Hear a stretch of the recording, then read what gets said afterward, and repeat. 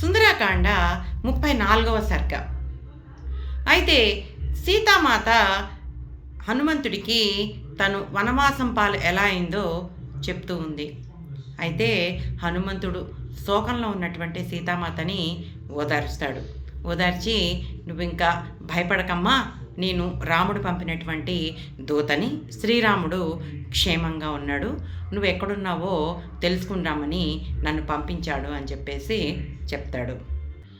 శ్రీరాముడు వేదాలలో శ్రేష్ఠుడు. బ్రహ్మాస్త్రాన్ని స్వాధీనంలోకి తెచ్చుకున్నటువంటి అస్త్రశస్త్ర పారంగతుడు. ఆ వీరుడు నీ క్షేమ సమాచారాన్ని తెలుసుకోమన్నాడు. నీ భర్త, సోదరుడు, మహా తేజస్వి, అనుచరుడు అయినటువంటి లక్ష్మణస్వామి శోకంతో దహించుకుపోతున్నాడు. నిన్ను చూస్తే నాకెందుకో అనుమానం రావట్లేదు. కాబట్టి నాకు ఇంకా నమ్మకం కలగాలంటే రాముడి యొక్క లక్షణాల గురించి చెప్పు అని చెప్పేసి సీతాదేవి హనుమంతుడిని అడుగుతుంది.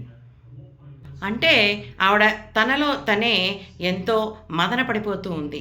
ఈ హనుమంతుణ్ణి నమ్మాలంటే ఆవిడెందుకో చాలా సంకోచిస్తోంది. అంటే ఆవిడ ఉన్న పరిస్థితి అలాంటిదండి.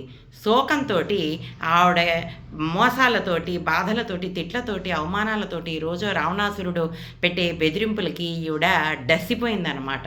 అందుకని ఏ రూపంలో రావణాసురుడు వచ్చి తనని అటాక్ చేస్తాడో తెలియదు అన్నంత వీక్ మైండ్ తోటి ఉన్న సీతాదేవి అలాగా హనుమంతుడిని చూసి, నిన్ను చూస్తే నాకు ఎందుకో కోపం రావట్లేదు, మనసులో భయం కలగట్లేదు, నీ మీద అనుమానం రావట్లేదు, కానీ నువ్వు ఆ రాముడు ఎలా ఉంటాడో అతని గుణగుణాల గురించి నాకు కొంచెం చెప్పు అని చెప్పేసి అడుగుతుంది.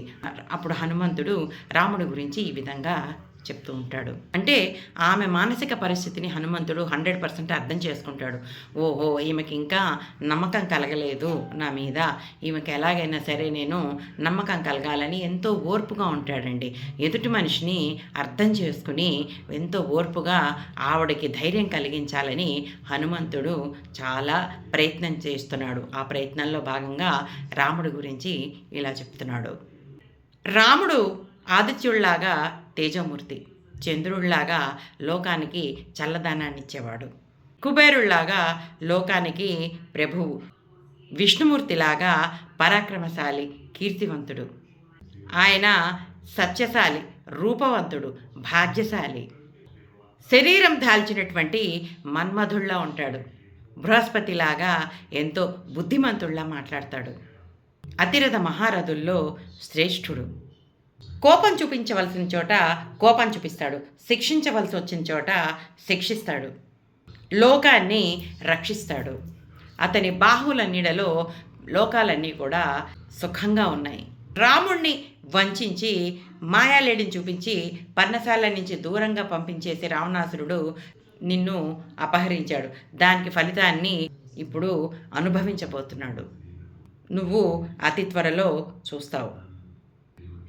రాముడు కోపగించి అగ్నిజ్వాలల లాంటి తన బాణాలని రావణాసురుడికి ప్రయోగించటం నీ కళ్ళతో నువ్వే చూస్తావు. ఈ మహావీరుడు నీ మీద వియోగంతో ఎంతో శోకతప్తుడై ఉన్నాడు. నన్ను నీ వద్దకి దూతగా పంపించాడు. లక్ష్మణుడు నీ పాదములకు ప్రణామములు సమర్పించవలసిందని కోరాడు. సుగ్రీవుడు నీ క్షేమాన్ని ఆపేక్షించాడు. రాముడు, లక్ష్మణుడు ఇద్దరూ కూడా నిన్నే స్మరిస్తున్నారు. రాక్షస స్త్రీల మధ్యలో ఉన్నా కూడా మా భాగ్యం వల్ల నువ్వు జీవించే ఉన్నావు. త్వరలోనే రామ, లక్ష్మణ, సుగ్రీవులతో పాటు కోట్లాది మంది వానర వీరులు ఇక్కడికి రావటం నువ్వు చూస్తావు. ఓ మాత, నేను నువ్వు అనుకున్నట్టు రావణాసురుణ్ణి కాదు, నీ అనుమానాన్ని విడిచిపెట్టు అంటూ హనుమంతుడు చెప్తాడు. ఆ తర్వాత ఏం జరిగిందో వచ్చే సరుకులో చూద్దాం. అంతవరకు సెలవు.